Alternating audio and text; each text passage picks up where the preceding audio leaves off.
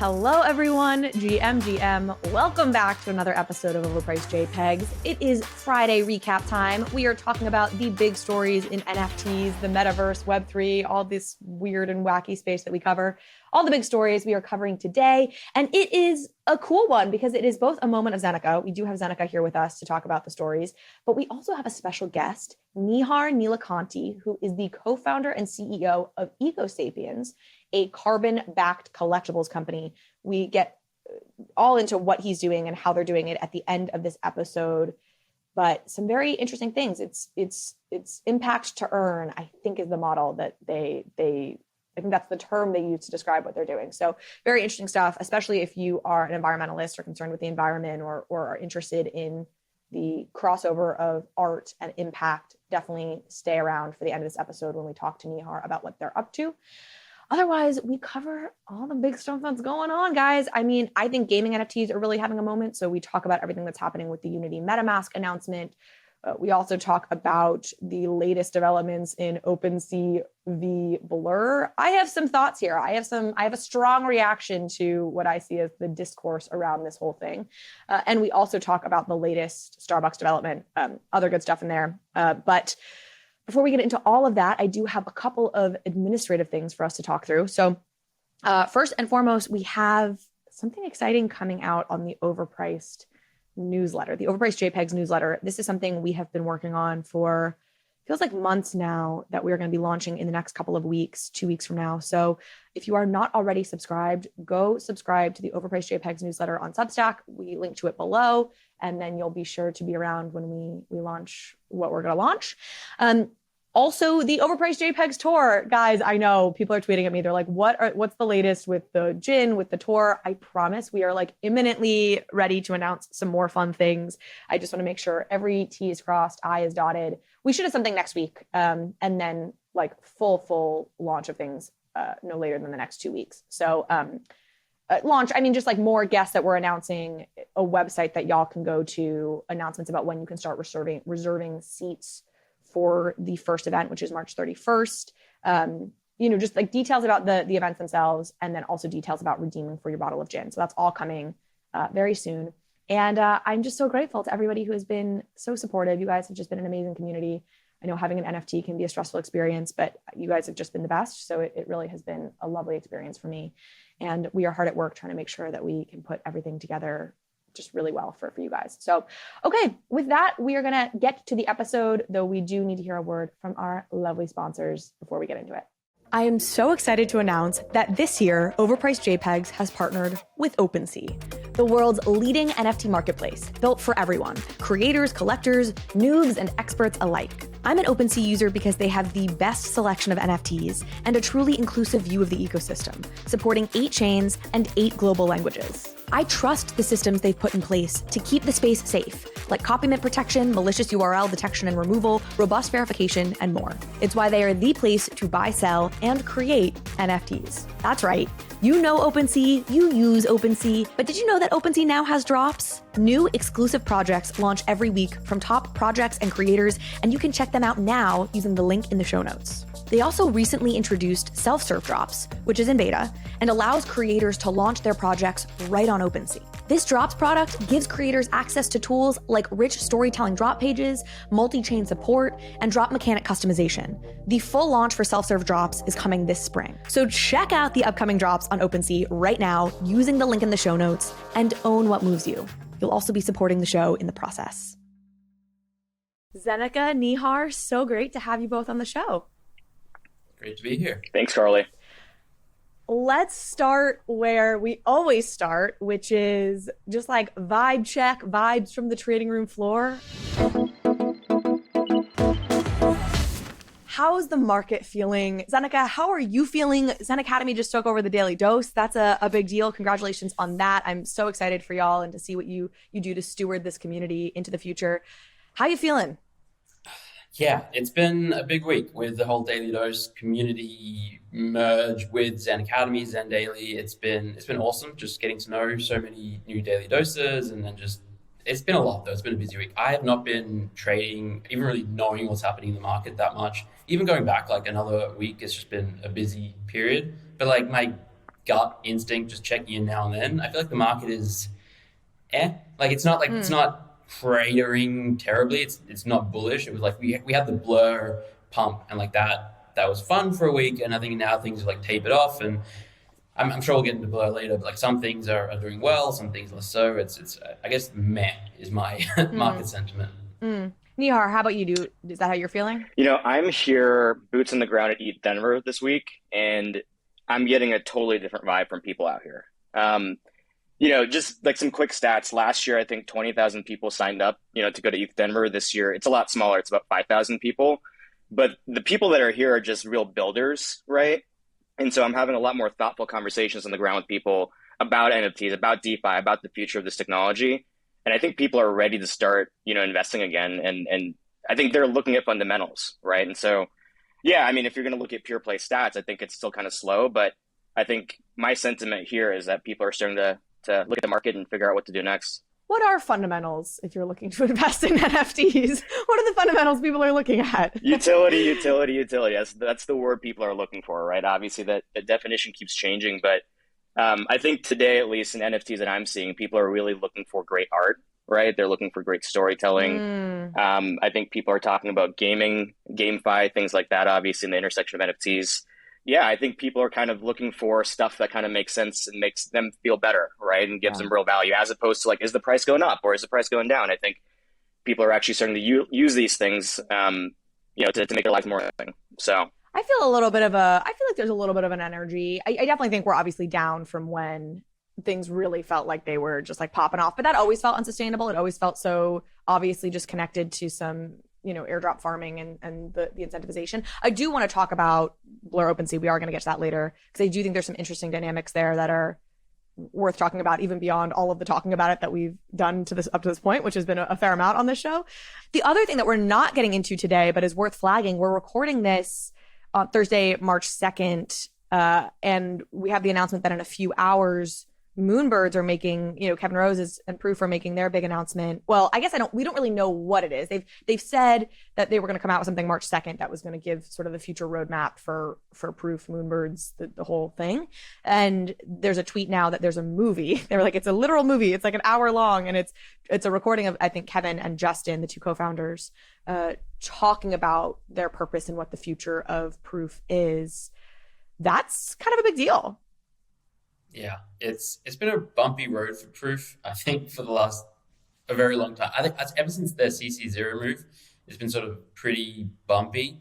And then there was the news, I think, a couple of weeks back about how the Proof Collective will end after 3 years, and that wasn't received so well. And a lot of people are now like pinning, I think, a lot of hopes on this upcoming announcement. And it's always dangerous when people build up their hopes. But it's also, for me, it's been a case where, like, let's say Moonbirds, I'll leave the Proof Collective out of it. Like Moonbirds, they've been through so much. The people who are still there, it's kind of like, Nihar, what you were saying with like the 5,000 people still at ETH Denver, the people who are still in the Moonbirds community here, and like they've been through all the ups and downs and trials and tribulations. It to me seems like a more passionate, core, committed community. And so hopefully this news will be positive, exciting, and reinvigorate things a bit. I'm kind of curious to see how the IP, will really roll out, right? Like, how do you go from sort of these really cool, pixel art images of Moonbirds and et cetera, et cetera. I know this is about Proof broadly speaking, but to go the Hollywood route and take this IP and turn it into a game, I'm kind of sitting here wondering what that might even look like, right? I don't think we know that they're doing a game. There was a tweet that was speculating about that, but it's a very unconfirmed tweet. Yeah. So I would be honestly kind of surprised if they went the game route, but I guess that's where a lot of folks are going. It's I'm a little bit nervous. Like, I really want it to go well. I want people to be psyched. I think it is always nerve-wracking, to your point, Zeneca, like when all the hopes are being pinned on like a moment or a thing. Now, look, they know how to produce a good video. I mean, you look at the Grails product and that was, I think, like a highlight, sort of the Grails video. I don't know. I just get nervous. Yeah. I'm rooting for them. It'll be interesting to see what they say. I guess here was my bigger point. Like, I also feel like I hope companies don't feel too much pressure. Like, I know there's a lot of pressure to like define what you are, and that's the cost of building in public. But I also hope folks feel like they can take the time you need. Like like if you're trying to figure out your product, like it's crazy when you look back at the history of Proof, and it just started as this like collective that was connected to this podcast that Kevin had. And then before you know it, it's become this like $100 million company that happened in a very short time span. And I don't think that it's necessarily fair to be like, you guys have to know exactly the vision of the product or the roadmap or the this or what you are. So anyways, it'll be interesting to see what they say here. And if it is as specific as, hey, we're building a game, or we're building, the competitor to other side, or if it's a little bit more, kind of talking through the history, talking about where they want to be going, what they want to stand for, and less like, here's specifically exactly what we're going to be rolling out. I don't know, to be determined. Okay, let's talk about our big story today, which is less like one story and more a collection of stories. And it's about NFT gaming, which I feel like is really having a moment right now. There feels like there's some momentum here. It's funny to hear you say that, Nihar, when you think about like what's happening at ETH Denver. Like I definitely feel like there's a lot of stuff happening here. The big one that I'm really excited to talk about is this Unity news, Unity integrating with seemingly like everything. But we'll get to that in just a second. Starting with just the Basie key sale for 1,000 ETH. Mongrel sold the golden key for 1,000 ETH. We actually last week on the show, that was our prediction. I mean, it wasn't like we were like strongly held that belief, but it was Gavin and myself, Gavin Purcell, and we were like, what do you think it sells for? And I think Gavin was like, I think 1,000 ETH. Like, I think that's probably where this thing lands. At the time, Mongrel was asking for 2,222 ETH, which felt crazy, but so does 1,000 ETH. So, what do you guys think of this? Is that a fair price? It's really hard to say. Like, who knows with all of this stuff? It's all speculative in nature, but it doesn't seem abhorrent to me, I guess. If you think back to this is like, I guess, a one of one in the Yuga ecosystem, which if you compare it to like previous sales, it's not that expensive in the market conditions. I think it's fair. I think it's a reasonable price. I think it's more than reasonable. I think it's a real part of NFT history in the making, right? And so the first time to see kind of an in-game asset be priced this high, I think it makes sense from a great creator, obviously. So I think if you put in the context of like, hey, we're making history here, it could be worth a lot, just like we saw with Beeple's NFT back in the day, right? So I think it's well priced. I'm a little bit more skeptical, but I get it. I think it's really interesting. I mean, what the cool thing to me about this is, it's like a $1.6 million sale. Apparently, Mongrel has earned $706,000 in his career from playing 76 Fortnite tournaments over 4 years. So this one key sold for 2x all of his career earnings playing Fortnite. Again, unclear at this point if that's actually true, but directionally we are correct that this is a lot, even in the world of esports and gamers and professional gaming. And I just like, I don't have a sense fully. I think it's easy to speculate that this should be a big deal. I don't have a full sense, but it strikes me that this should certainly grab the attention of other esports players and be something that helps to pave the road, is a brick on the road towards normalizing or accepting NFT gaming. What do you guys think of that? This could be that international moment for video games in NFTs, where it's like, all right, a single item has sold for 1.6 million for 2-3 weeks of playing. I'm certain it's getting the attention of other streamers and his friends, and the news is going to spread. And so I think more people are going to be just less skeptical about this whole space, hopefully. Yeah, I mean, I would just say, I think it's, in addition to that, I just think it's a way better way of distributing earnings, right? Sort of over the blockchain and through NFTs. And so it's, uniquely, and this is just me hypothesizing here, but, I wonder if, using NFTs for this type of stuff actually introduces more liquidity, and you might even see even more earnings, right? Because there's more people kind of involved in pulling together, capital for earnings. So I guess I just wonder if it's a great instrument, right? Or a better instrument for earnings. And I'm excited to see a lot more people, experiment with it. I love it. Continuing on our gaming theme, this Unity move feels really exciting. The quick context for those who haven't been paying attention, Unity has basically announced SDKs for developers to directly integrate crypto and a variety of different cryptos, we'll talk about this, into games built with the Unity game engine. Again, folks probably are familiar with this, but you have Unity and you have Unreal Engine. Unreal's owned by Epic and is, the Fortnite team, and then Unity is sort of a standalone product that has existed for over a decade now as well, 2 decades, whatever it's been. I think 2005 they launched something around then, 2002. In any case, huge game. There was some stat I was looking at. 71% of the top 1,000 mobile games have all been built in Unity. I think was the stat I saw, which is, and so just give you a sense of the scope of this. And yeah, they have now tools so that you can integrate MetaMask, which is the one that I think got the most attention or is perhaps most exciting. But they have partnerships now announced with Solana and Dapper Labs and I think Algorand, and I have the list here somewhere. Aptos, Immutable, Infura, Tezos, Truffle. So lots of companies getting integrated into the Unity ecosystem in some way. What are your thoughts, y'all? It's amazing. Like, Unity everyone uses it in games. It's one of, like you said, the big two. I mean, I just imagine like running around in a virtual world, going to a shop, and then, instead of buying with whatever the currency is there, you buy with some ERC20 token or some game currency that you can trade off. It's just, to me, the potential is incredible. I think this is awesome. I think it's going to make blockchain-based gameplay like way, way, way better than what it looks like today, right? I mean, Unity and has the best game rails, right? Like the best developers use sort of their tooling and stuff like that. And I think blockchain games, for most part, at least they're seen at least like Axie Infinity, like the games are cool, they're intriguing, but the gameplay itself is not going to beat what you see on, like some of the best computer-based games, Xbox, PlayStation, whatever.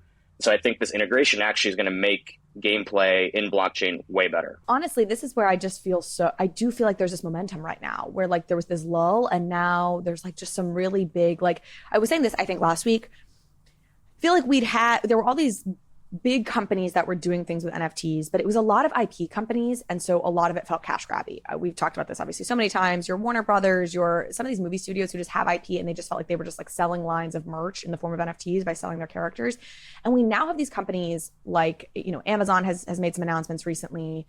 Obviously you have Starbucks, which we're going to talk about a little bit later. You have the Reddit, the Instagrams, the one we always flag, the Nikes, where it's not like they have just like an IP they're selling. It's like when they come out with something, it has to be a more meaningful integration of the technology itself. And this is another great example of that on this trend of like companies that again, don't have like IP that they're just trying to sell via an NFT, but rather are really integrating something fundamental about the tech into what they're doing. And that just gets me so much more like bullish and excited. Okay, more gaming news. Prime has finally launched. Prime being the, in-game token for Parallel. I covered Parallel, the game, and I can give a little background for people who aren't as familiar, but in December of 2021, I had their team on the podcast. So we're like over a year ago at this point, a year and change. And I don't remember, and I've like tracked the project. I didn't realize there was going to be an in-game token. I don't know how I missed that. That feels like that's like a big component of something like this. And I totally overlooked all of that. I don't know if you've been tracking this, Zeneca or Nihar. Happy to give a little background on Parallel, but yeah, I don't know what y'all's thoughts are. Honestly, outside of looking at sort of how the NFT is traded, right, and kind of how the market has evaluated it, I haven't spent too much time looking at Parallel, but I will say the gameplay looks really, really cool, right? And it sounds like there's in-game assets and kind of like an in-store game, right? Like with Roblox and things like that, you have these, assets that you kind of stitch together. But beyond that, it still seems like I'm not super familiar with it, right? So Parallel, I can give some background. I'm definitely a fan of them. So Parallel launched again 2021. I think maybe even before that. I mean, it may have been 2020. They've been around for a long time. I interviewed them in November 2021. I think they maybe launched like early in the year or something. And there's been a lot of hype around them, sort of always. I mean, like all things in this space, right? You have your ebbs and your flows, but so they're a trading card game fundamentally. Get compared to Hearthstone or your Magic the Gatherings. One thing that I think is interesting is they're sci-fi as opposed to fantasy. And so I know that was something that they always liked to kind of tout, was that you didn't really have a lot of these trading card games that were sci-fi. You had your Pokemons, you have your Hearthstones that are all in sort of these like anime and or fantasy categories.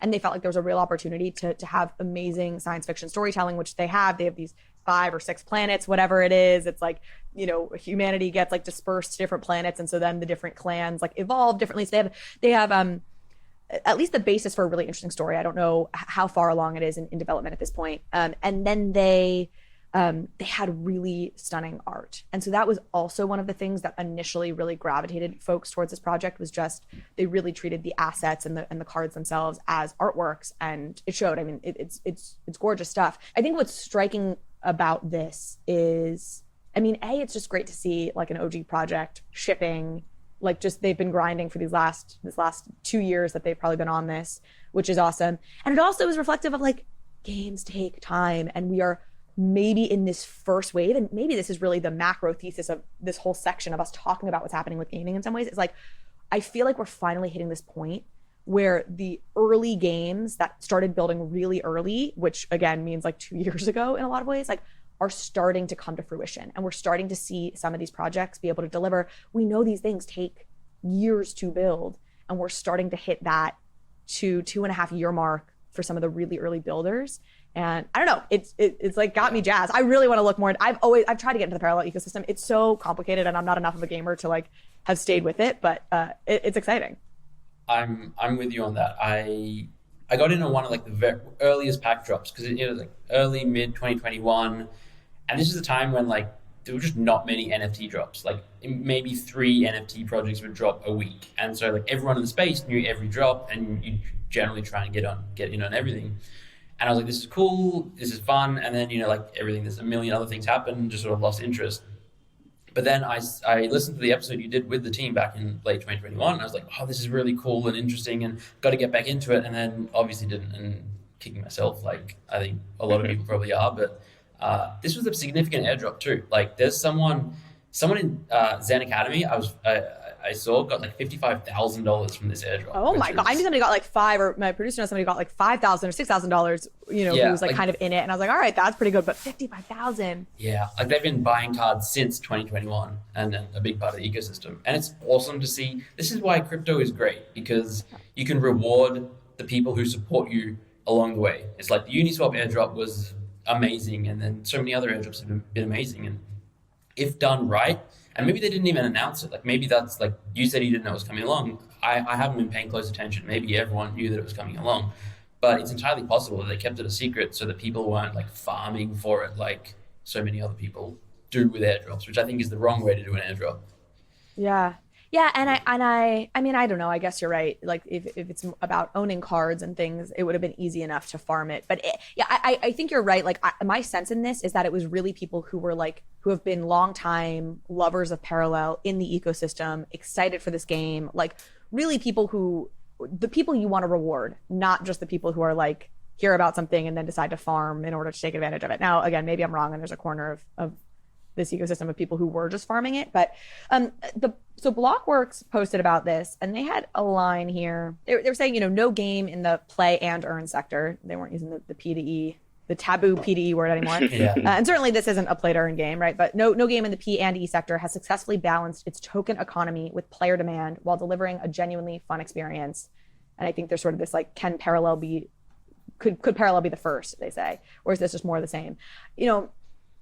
This is where I get nervous. Like, I do think that adding games are hard enough as it is to build. And then when you add like a token component, not the NFT component, because the NFT component can be simply a collectible piece. But when you add this, like, you try to add like a token economy, like an ownable token economy to something, it feels like it gets it's like things start to go downhill almost. So again, I don't know enough about how this is getting integrated into the gameplay. But it does make me a bit nervous. On the flip side, I've always been, as a casual observer, like a fan of the Parallel team. I do think they do things, like I said, very detail oriented, very well. They have a core game. It feels like has the potential to absolutely be fun on its face. So I don't know. Hopefully they're able to pull this off. I think tokens can work really well if the game is, one, really good, right? If it actually is really delightful to play, first and foremost. And two, if the economy around that token is actually sustained, if there's actually liquidity from viable recurring kind of way, then I think it could be really exciting. We kind of saw that fallout, right, in sort of P&E like 1.0, right? But I think a lot of builders these days recognize that, the model needs to shift, and I'm sure Parallel and their team have spent a bunch of time thinking about it, right? Like that, getting that token design to work is like the name of the game in my view. Yeah, you're definitely right. It's one of those things. And actually, I feel like this is a point in a roundabout way I want to make when we start talking about OpenSea in a little bit. But just like, I think you're right. It's so much easier said than done, right? Like we all know sort of what needs to happen for it to work, and it feels conceptually like it can work. But it's telling that basically no game, to my knowledge, has really pulled it off up to this point. So it's a very delicate balance you have to strike. Okay, last thing on the gaming piece, and then we'll get into Blur OS. Are you guys tracking? Did you guys see this Reboot white paper? Wait. I heard someone talking about a gaming white paper. It's really complicated. Yes. Yeah. I saw I read a Twitter thread on this. I barely recognized it, but it seemed really cool, and it also seemed way over my head. Yeah, correct. Next section, and moving on. That's basically the TLDR. No, so I think there's definitely seems to be some buzz around this in like kind of gaming NFT world. So it's this company, this project, I don't know, whatever you want to refer to it as, Reboot. They're trying to build really a protocol. I mean, the funny thing is, and I'm sure people who know this project really well can come after me and tell me why I'm wrong, but like my takeaway here, I started looking at it, I was like, this feels so much like Treasure in so many ways.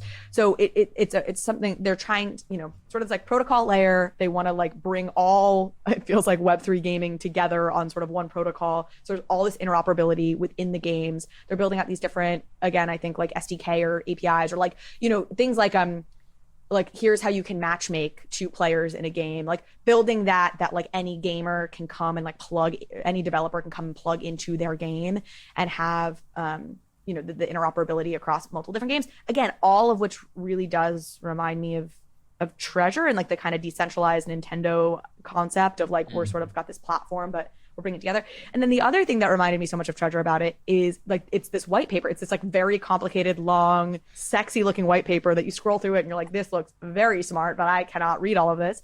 And that people are like super buzzy about. And I'm like, I just feel like, and it was about a year ago. I feel like it was like a year ago that the Treasure white paper came out. I remember Zeneca, you tweeting about it, and I remember like trying to read through the whole thing and being like, I don't know what's happening here, but this does sound very impressive. So I'd be curious if somebody else, again, I did read a bit of it, like wants to tweet at me and explain to me like the strong differences here between Reboot and Treasure. One thing I couldn't figure out was what chain it was on. They're talking about ERC 721s and 1155s, which makes me think they're just building on ETH, but that seems like a bold proposition to be on an ETH mainnet with gas fees. And like, I have to imagine they're either building their own chain, either like their own like layer 2, or they're building on a layer 2, and it's not obvious. Nihar, have you seen anything about Reboot? Have you been tracking this? No, I have not looked at it in detail, but what I feel like, this is a side note, but I feel like games, in crypto, like the more complex, the harder to understand the white paper is, people just seem to really love. I remember seeing this with the Wolf game, right? And so it's kind of like, if you can toss in as many words, as many formulas into like a white paper, people are going to love it. That's like the only common theme I've kind of seen. But I have heard a few things about it. I know it is kind of buzzy, but I got to sit there and like read through it. And I think that people in crypto love stuff that's complex because, complex is where alpha is in theory, right? From an economic theory point of view. So I'm excited for it. Wolf Game's white paper was at least shorter. It did have like equations and shit, you know what I mean? And you're like, okay. But like, I feel like there was like a core concept there that I was like, okay, understand, like stake sheep to shear them, like breed sheep, wolf could eat sheep. Like there was like certain, and maybe it was partly that. It's like because they just put animals on top of these like, GameFi or DeFi equations. I was like, all right, I feel like I get this. I feel like I'm even getting maybe the high level of this Reboot thing wrong. I mean, they are just trying to be a decentralized protocol atop of which lots of games can build. I'm a little bit skeptical of it. I got to be honest. I think it's just a very hard proposition, and I don't know.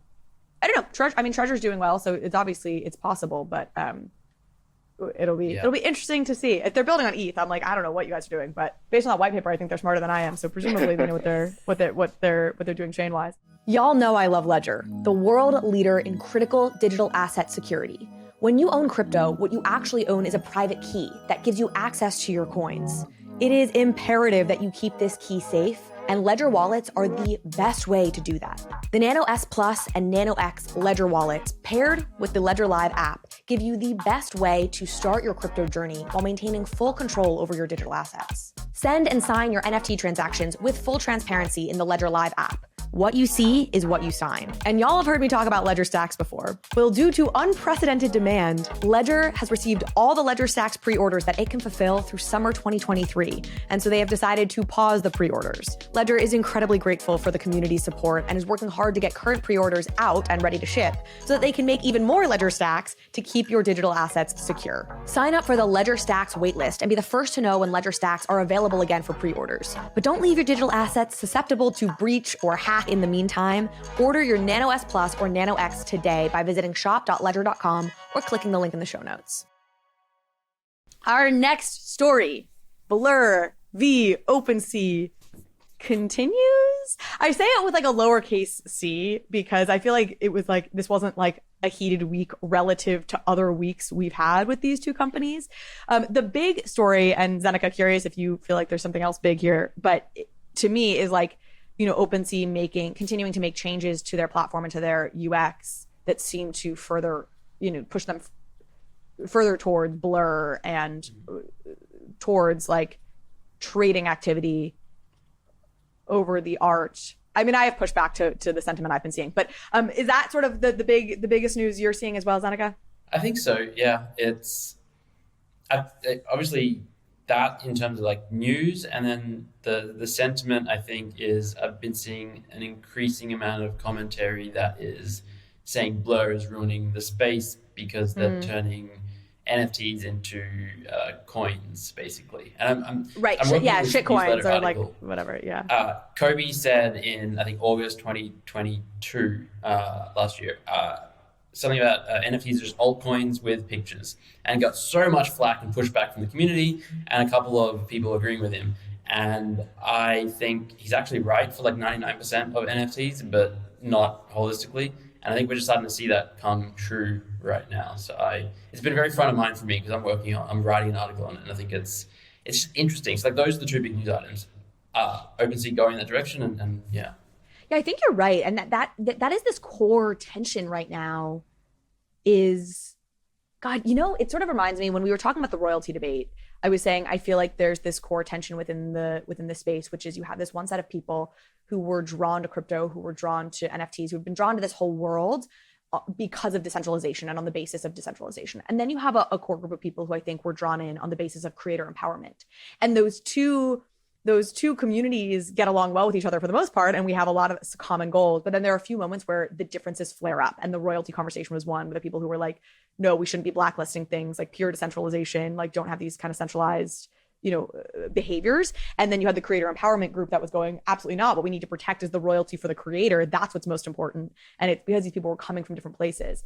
And to some extent, I think we see that we're seeing a version of that as well, which is like the trader centric, like Pac-Man had that interesting tweet thread that I want to talk about a little bit, kind of talking about market makers and basically Blur as in like creating a space for these major market makers to just create liquidity, like in a TradFi system, you know? And there's some people who are really drawn to that and love the idea of NFTs as that. And then there's a whole group of people who are like, no, it's art and it needs to stay about the art, and how dare you do this, and how dare you OpenSea change your UX to be less art reflective, though I want to push back on that a little bit. So that's sort of my feeling on this. And Nihar, how much are you tracking this? What are your thoughts on this whole thing? I have a lot of thoughts on this on Blur versus OS. I mean, honestly, on a side note, I kind of want to sit here and I've thought about myself, like, what would it look like if we made a marketplace that enforced a 10% royalty, right? I just think in any kind of marketplace that requires some type of labor arbitrage, I'm talking like, you know, Uber drivers and then people that need rides, right? Or Airbnb, you know, you want to rent your house out, whatever. YouTube, same thing, creator and videos. You're going to have to reward the creator, right? And those are really, like, who's your customer? Is it the creator or is it like the trader, right?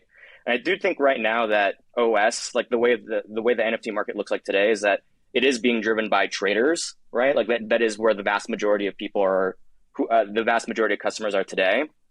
But I think that it's incredibly short-sighted, right? I do think like NFTs are way more than just art, obviously. And that's what the Meta Birkins case said too, right? Just not that long ago, they said that NFTs are actually more than art. They are IP worth protecting, right? That's what came out of that case. And so, I think it makes sense today, right, that OS is going in that direction and being more trader friendly.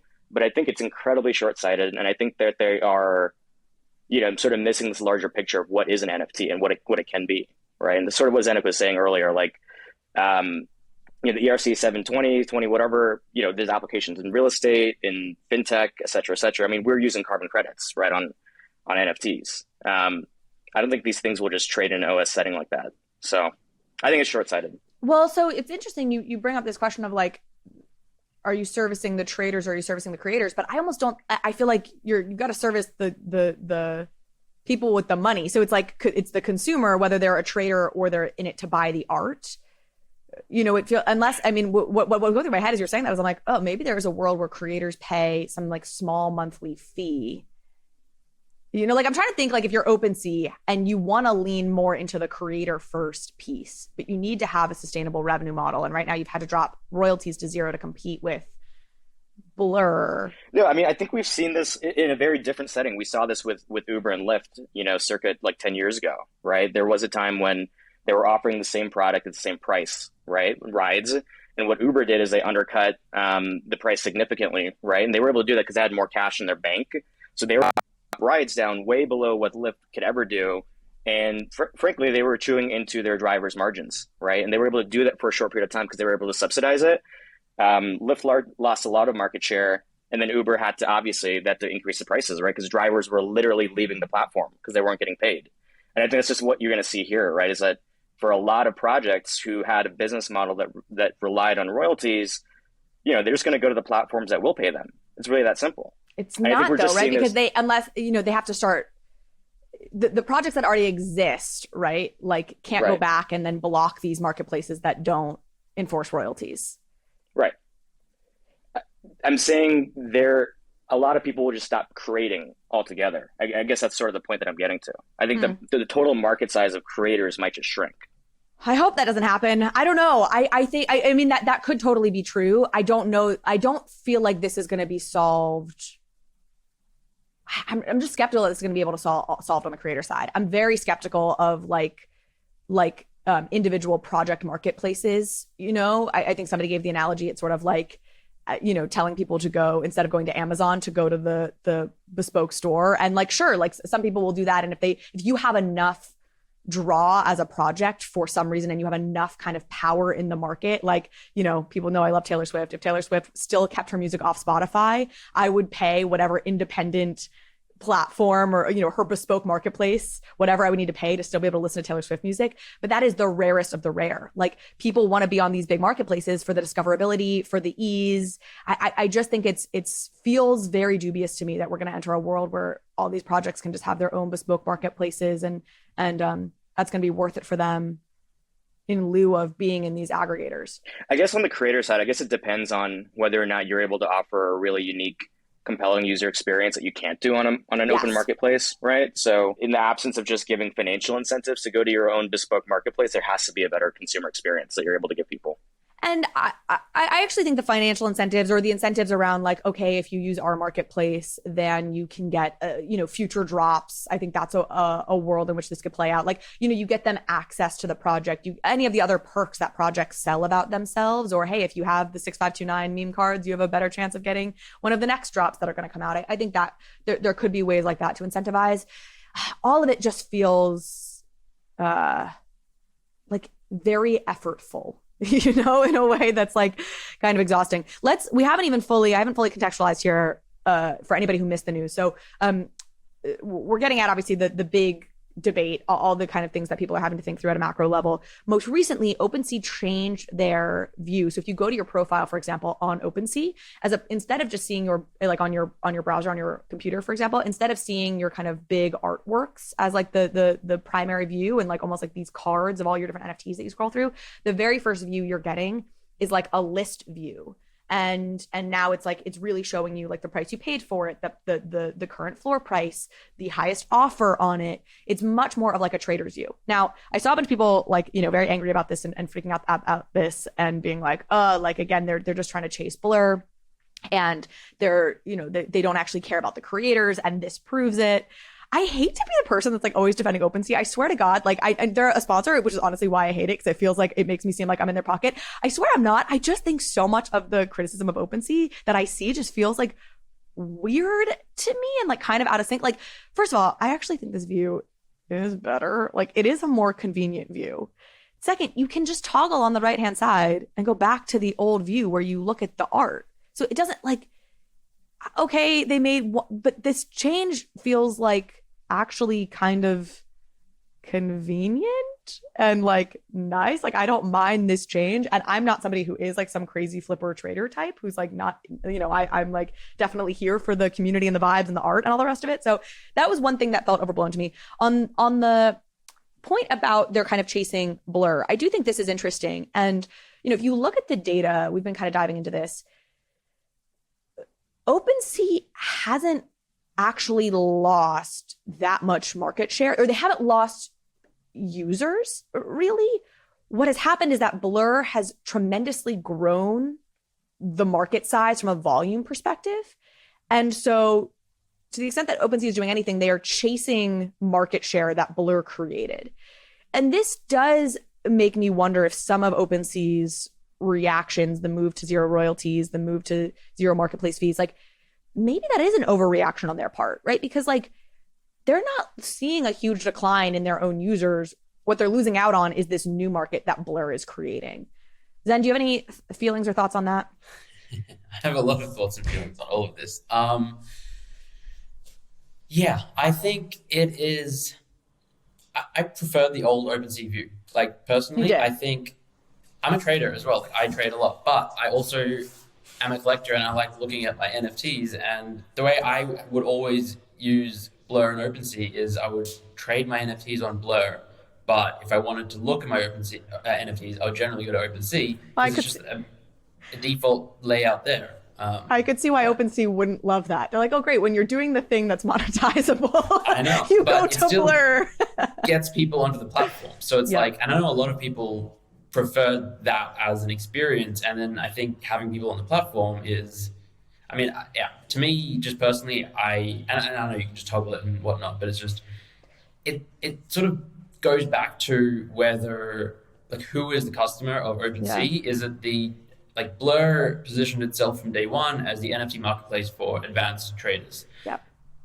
I see OpenSea as the NFT marketplace for new traders, collectors, beginners. They've got a great onboarding experience. It's great for you. They were very creator friendly. It had all this going for it. And now they're just sort of like stripping away that, chasing Blur. And it's confusing to know like what is OpenSea trying to be and where are they going? Which is, it's confusing. I agree. I think maybe they rushed into the decision to go to zero fairly quickly, but I understand why they might have wanted to do it. Maybe what they should do is have like, you can set your default view either way, like you could set your default. Cause again, to me, the toggling over isn't such a, to just hit that little extra button isn't such a big deal, but I understand if you feel like this is my home for something.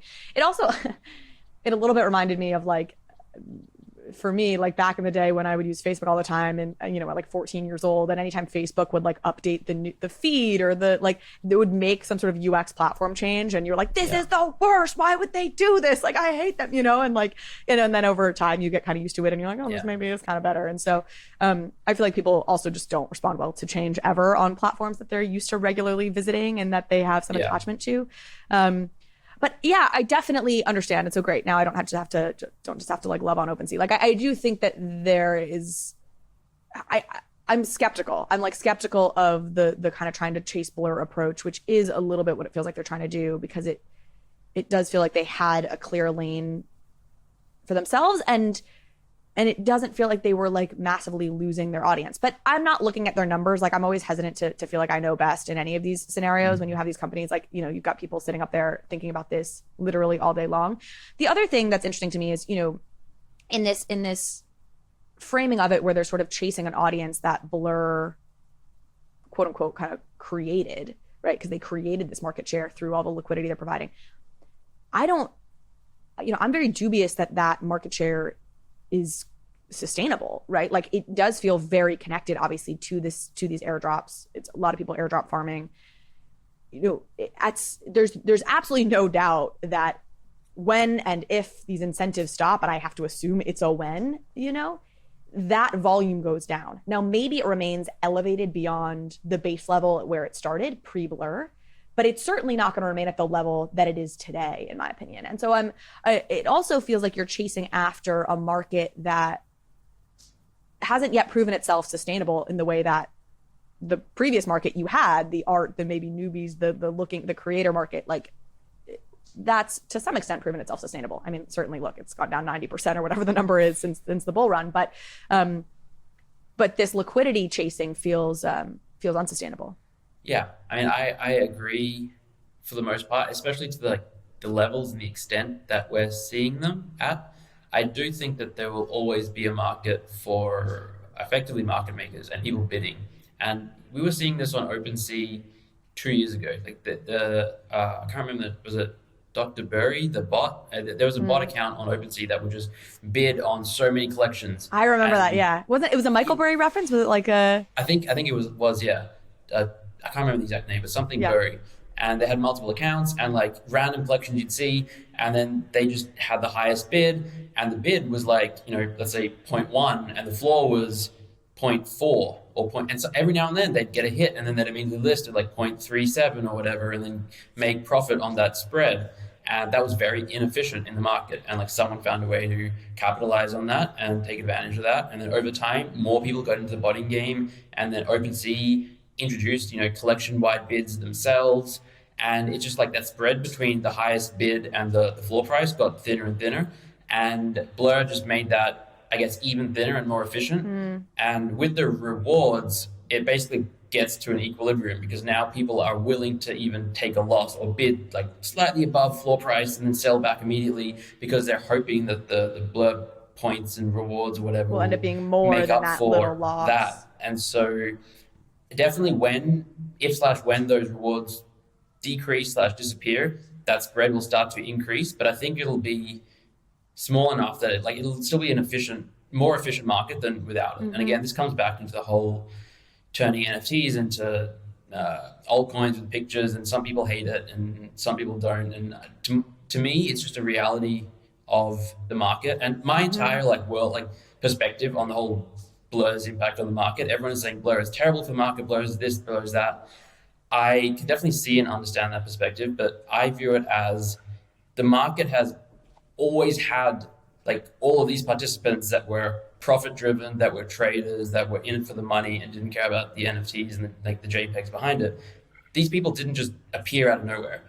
Blur has just shone a spotlight on the market, and just now we see what the market is, warts and all. And I think, maybe we're fooled into thinking, we're all here for the art and then the creators. And there's a lot of people who are here for the art and are real collectors and connoisseurs and patrons, as Snowfro would say. And that's amazing. And I don't think this is necessarily impacting that cohort as much. It's really impacting the PFP projects and the degens. And it's just highlighting this side of the space, which is kind of just a different side than many people may have seen. Yeah, I agree with that. I actually appreciate Blur and what it's doing as well. The last thing I'll say, and then we got to move on to briefly touch on some of the Starbucks stuff, and then we want to get into Ecosapiens here. I think I was saying this yesterday as I was thinking about all this. I was saying to somebody, I feel like at the end of 2021, there was all this talk about the OpenSea killer that was going to emerge. And most people had their money on Coinbase, NFTs marketplace, which of course was the most anticlimactic thing of all time. You had LooksRare, you had X2Y2, there was sort of this buzzy thing of it was going to kill OpenSea. And I feel like people were really excited about that because everyone was frustrated with OpenSea for very valid reasons. There was glitchiness. If a project was too popular, it was impossible to use. It was when it wasn't updating fast enough, the customer service was kind of mixed. And then all these supposed OpenSea killers came out, and they were all worse. And that was when I changed. That's when I was like, okay, you know what? that means this is hard. You know what I mean? Like, that means this thing is actually much harder than it feels like it should be, because you've had all these competitors emerge and not be able to do a better job. And it's been since, I feel like there's a lot of people who are still stuck in this mindset of just like, I hate these platforms, you know? But I started to get softer towards everybody once I realized, like, okay, if nobody's done it better yet, that means it's actually because it's a difficult thing, and I'm going to get really grateful for the ones that we have, you know? And I certainly would lump Blur into that as well at this point, is like, they've created a product that people want to use. And, you know, outside of something that is like illegal or deeply unethical, or, you know, like I'm always going to be appreciative. I think to your point, it's just a reality of the market. And like, I appreciate a company in this space that's building a product that people want to use. Okay. On that note, quick hit on the Starbucks stuff. I'm excited about this. Basically, the Odyssey program is taking its next step. It is launching the ability to buy stamps within its platform. Previously, you could just earn them through going through, you know, whatever different engagement activities, kind of gamified. Now you're able to actually buy them. Some interesting stats on the Starbucks program. It seems that there's been about 48,000 in transactions so far, which have all basically been on secondary sales for this unique stamp that you were able to earn during the holiday season. Because, you know, you only earned stamps up at this point, so they haven't had any, you know, primary sale, you know, revenue to speak of. But there has been trading and people buying these like exclusive stamps that you could earn. So that feels very promising, and like people are using this thing. Excited to see what happens as they continue to evolve it and actually launch paid stamps. Thoughts on this? Are you guys in the beta? I'm not personally, but our team has studied it very closely, just the whole Starbucks Odyssey thing. And I mean, I think it's really smart, by the way, when you place a price, when you make it possible to buy stamps, you're basically creating artificial price for something that was, you know, mostly generated by earning, by shopping for coffee, right? And so it's actually a really unique tactic to create liquidity. I'm super excited. I think the stamps thing, I mean, the truth is I use Starbucks rewards as it is, you know, like I'm definitely one of those people. I get my 10 stamps or whatever, and I get a free coffee. I love it. I think this makes it even more exciting, because imagine if those stamps could then be traded or bought, et cetera, et cetera. I think it's super exciting, and our team's, you know, really trying to get involved in this. And I think they're laying the piping for, you know, a lot of other consumer retail companies and brands, right? Like the Adidas and the Nikes and stuff like that. So Bank of America super excited. Came out with a report like praising them, saying, you know, that Starbucks had this whole good congratulations on their holistic approach to the space. And there was like this whole thing. And I just keep laughing because I'm like, Bank of America is like the secret champion of Web3. We talked about this, I think is that on the predictions episode maybe, where it was like, they came out with some report, like crypto report, and it was like very on point. It was very favorable to crypto. It totally seemed to understand the whole space. And I'm like, I feel like we're not talking about this enough, that Bank of America has like some secret cabal of individuals within the belly of its institution that are like very pro NFT, very pro crypto, totally get it, and are just cranking out these like super positive They're probably reports. listening to this podcast right now. God bless you, Bank of America, if you're listening, hit your girl up. I'm like into talking to you guys. It's so funny to me, and they're my bank. I'm a Bank of America customer, so it's fun to see my bank doing it. I just don't think of them as like you know what? I just don't think of them as like that's the forward looking, you know, company. I love being a banking client of yours. I don't mean it as a knock, but hey, they are. So lots of credit to them for that. And shout out to our friends at Nifty Gateway, who are the marketplace really for these stamps and for these saleable stamps. So that's fun. I like that team. Okay, let's do it. Ecosapiens, Nihar, thank you for being here. Talk to us about what Ecosapiens is, and then I almost want to tie it to this Starbucks thing, because my sense is what you are trying to do with this project is to really reach not just a Web3 native consumer. Like you're trying to make this more accessible for folks. So tell folks what you're doing, and then we'll talk about how you're sort of approaching that audience. Yeah. You know, it's kind of funny. It's March 2nd now, and you know, I'm at ETH Denver, like I was saying, and it was exactly 1 year ago that we actually founded the company. I had just come back from ETH Denver last year, and we just raised our initial round of capital. So it's been like 1 year. This is kind of like an anniversary, believe it or not. Our whole thesis is that we can actually make, you know, positive climate action accessible to people if you make it easy, economical, and elegant, right? Like culturally exciting. And that's sort of our core thesis that powers, like, you know, the whole thing, like our whole vision for the platform. But the core product we have today is just the perfect expression of that, thesis. It's an Ecosapien carbon back collectible, right? When you buy one, it offsets your carbon footprint, your entire annual carbon footprint. And you can continue to kind of infuse carbon in it over time to make it grow and evolve and achieve different rarities and different levels of artistry. In the process, you're protecting Kenyan, tropical forest, right? And it's a super special product.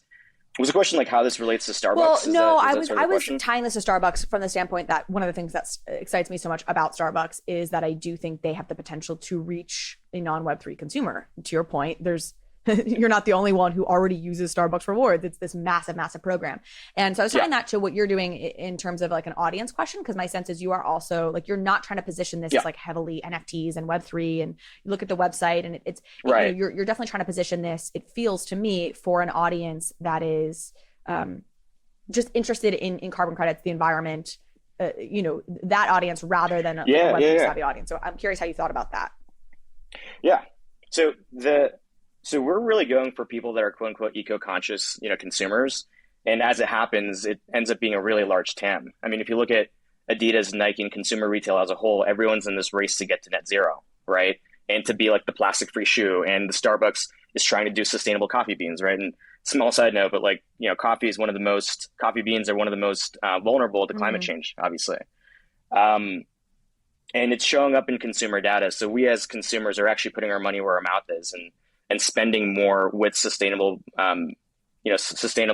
companies, right? Those are the fastest growing revenue segments in consumer retail right now. And so what we're trying to do is reach eco-minded people, right? Wherever they're trying to make that positive climate decision, whether they're in the store and they're deciding between an Allbirds, or a different pair of shoe, right? And Allbirds is known for being highly sustainable or whatever.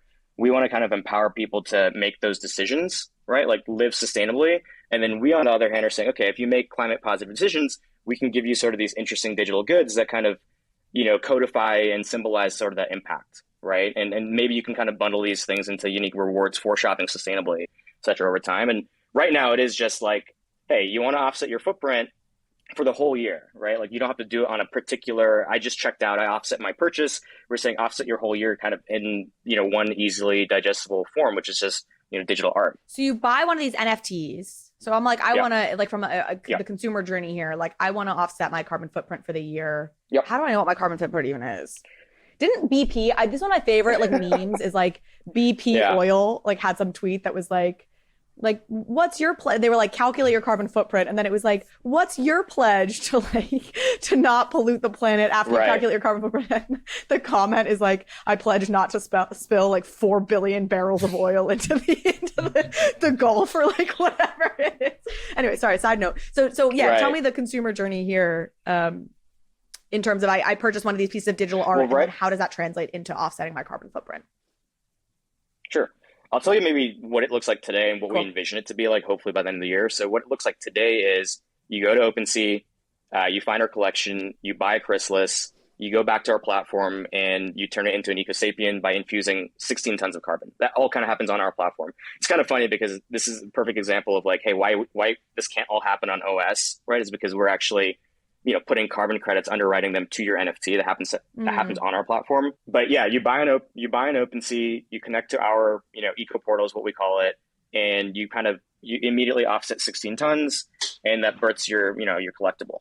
So that's what you do today. Over time, what I want this to look like is, when you are at the checkout line anywhere on the web, right? So you're in that checkout line with Adidas, and we don't have an affiliation with Adidas. I'm just using it as an example. And it says at the checkout line, why don't you double down on your impact with like an Ecosapien collectible, right? Like you're already doing a good thing. You're buying plastic-free shoes. Why don't you double down, with this 2-ton collectible, yada, yada, yada, connect your wallet, boom. Now you got your collectible, and in your eco portal, you also see your carbon balance too. And so we're actually trying to turn carbon sort of into like a form of currency, right? And over time, the more of this carbon you kind of accrue in your Ecosapien portal, that can unlock new digital goods, for example. Or we could maybe even use those as rewards to go shop and gain discounts at those very places that you're already shopping at. And so in that way, that whole thing that I'm basically describing here is like at the transaction layer, shop sustainably, get rewarded within our eco portal. That's what we call like impact to earn as a concept. And I think that's kind of like the bigger halo here for what we're doing. But today it's buy the collectible. It's like your one click way of offsetting your whole year's footprint. And, to your question about like, how do you know what your carbon footprint is? It's true. It is complicated and everyone is different. The typical American, though, emits about 13 tons per year, right? And so we've kind of just rounded up and said, look, 16 tons, that's what you get on your first collectible. You can continue to infuse carbon into it and increase it if you feel like your carbon footprint is higher. But we just wanted to make it super simple because no one really knows what tons mean. I have no idea what that means. What about the how many flights relay? Dubai-ian? Our new Dubai friend Zeneca, what are they emitting? They better or worse than we Americans here? Well, here's my other question. So, and when you say you're offsetting it, are you planting trees? Like, what is that? When I think of carbon credits, I honestly, and I think probably others have this too. So would love to hear you talk about this. Like, I have sort of a skeptical relationship to carbon credits because I feel like I hear these things of like, basically there's like one tree in the Amazon that like 6 different carbon credit provider communities are like pointing to be like, hey, I'm protecting this tree and that's offsetting your carbon. And like, it's a little bit of like an opaque market. So would love to hear both, like how are the offsets working with you guys and sort of your response to the carbon credit, maybe scandals writ large. That's a strong word, but. Well, it's true, right? Carbon credits are confusing, right? And not all carbon credits are created equal. And I think that's the important thing to kind of filter out of this whole thing. There are certain credits, we call them, nature-based carbon removals or carbon protection credits, that if they have sort of like a high additionality or a really great MRV, and I'm using, jargon from the, carbon credits world, but basically they're easy to measure, verifiable, and recorded like in a really easy way. There's certain scores to these, just like securities are, right? When you have Moody's that sits around and rates, securities, obviously, there are ratings for carbon credits. And we do believe in these like nature-based removals, right? So whenever someone asks you like, if you come across projects with carbon credits, like ask them, are these nature-based removals? That's number one. And that's what we're doing, right? So we work with a company called Coco Kenya, which is a highly reputable, project developer, in Africa, obviously. And, they offer highly accredited carbon credits. And we work with them directly to bring those credits on chain and offer them to you basically in form of digital art, right? We kind of simplify all that. And we actually show you the project physically, like what it looks like, how it's being managed in our, and I think this is one of the hard things about carbon credits. Like, I trust me, when I was looking for carbon credits for our project, I went around asking, dozens and dozens of companies, like, look, I just want to know can I see the project? Like, can you show me like the forest? And can you show it to me over time and how it's managed? And then 2, is it like super transparent, right? Like, is this registered on a blockchain, or how do I know this is, kind of going to be codified over time, right? And so these are sort of the 2 things I've sort of looked for: is like, is it working, and can I see it? And obviously, there's a lot of jargon behind these things, but we just released a whole market map just a few days ago, and we're tracking over 180, different NFT projects in this quote unquote impact NFT space, right? And so I think it's super exciting as a whole, as a category. Right, to be doing stuff in climate change or just impact NFTs as a whole. When you launched this, was ETH still proof of work? So it was proof of work, but we didn't launch our collectible until last week, actually, believe it or not. So it was proof of work, but you weren't, because I was going to say, like, did you get all this pushback as you're talking to environmentalists? Were they like, how dare you, blockchain this, you say you care about the trees and yet. I think the sentiment has changed a lot. And that was certainly true a year ago. I think a lot of people have clearly read the ETH, white paper on carbon emissions and things like that. I mean, look, a transaction on ETH today, if I'm not mistaken, it's less than what it's like. Oh yeah, or like do a Google search. Yeah, it's so not a factor today. But I do think that information still has to trickle out to folks. Okay, so you did your launch last week. So tell us about the launch. And it sounds like it's sold out if everything is on OpenSea, it sounds like. Yeah. We did a very limited alpha. We wanted to keep it super tight because this is really, an opportunity for us to kind of learn about the best experience and, what people want and things like that, whatever. We dropped 350 last week. It did sell out, and there's this whole impact to earn model where, once again, you kind of have to keep infusing carbon into it to get it to sound, get to unlock sort of the different rarities. And we're basically on that second evolution period right now. So we're learning. It seems to be, going well, fingers crossed. But, I think the important thing to note, and something I've been learning is, there's people that are clearly, buying NFTs because they're there to see a price go up. And then there's also people there that are like, hey, I really just love this art and I love the impact.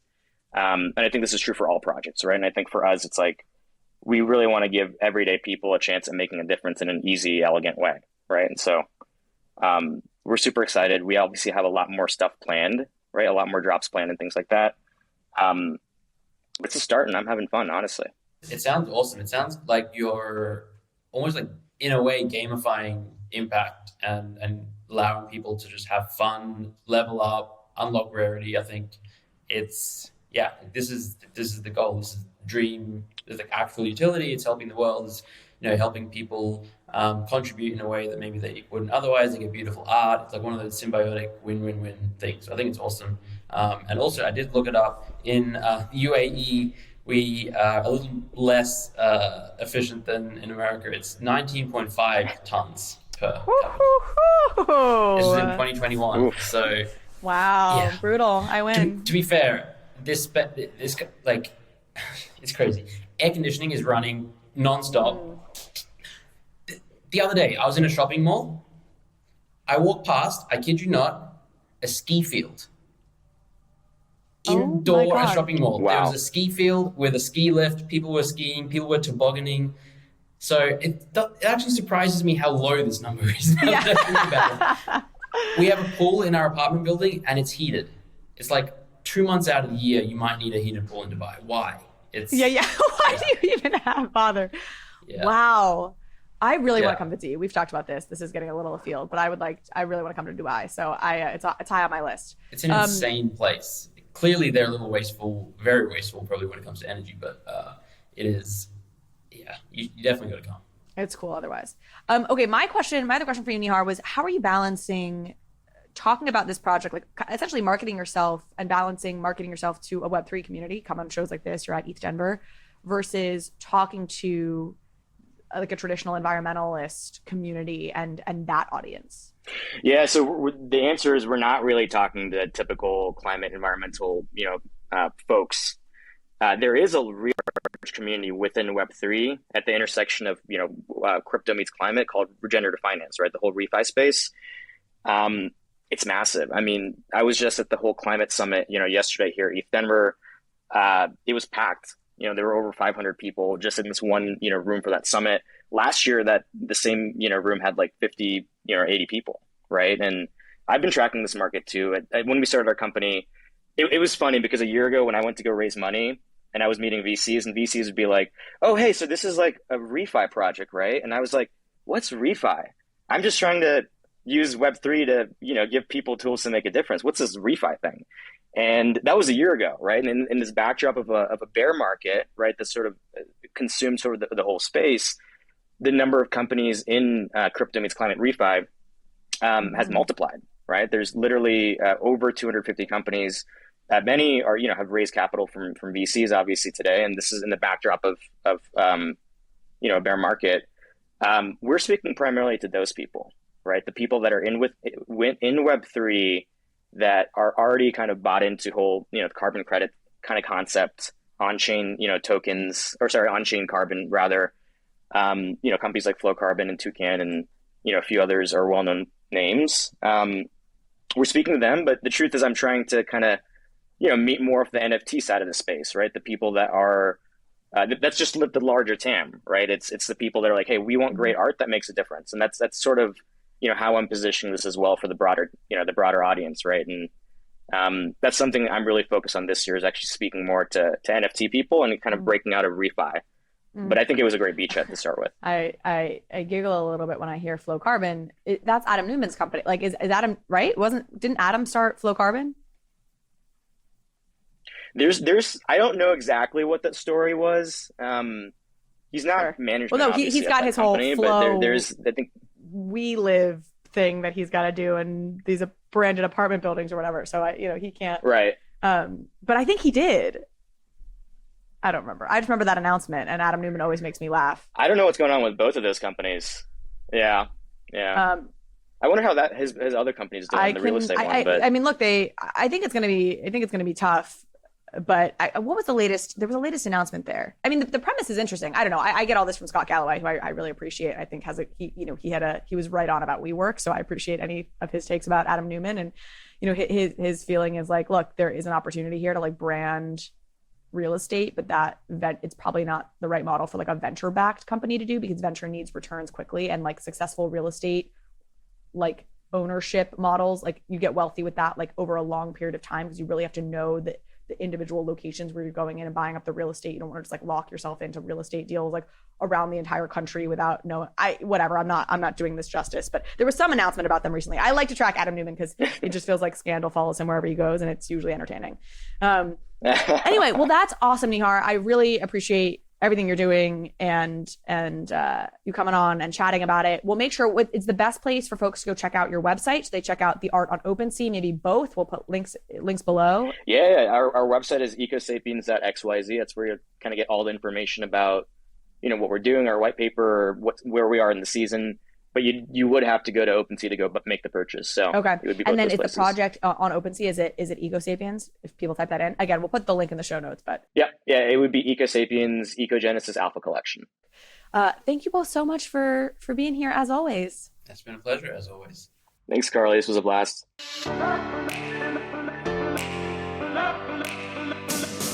Thank you so much for watching this episode of Overpriced JPEGs. If you liked this conversation, if you liked this episode, please go ahead and hit subscribe. It helps me out, it helps the show out, and it means you will get alerts and updates when we post new content. Thanks again.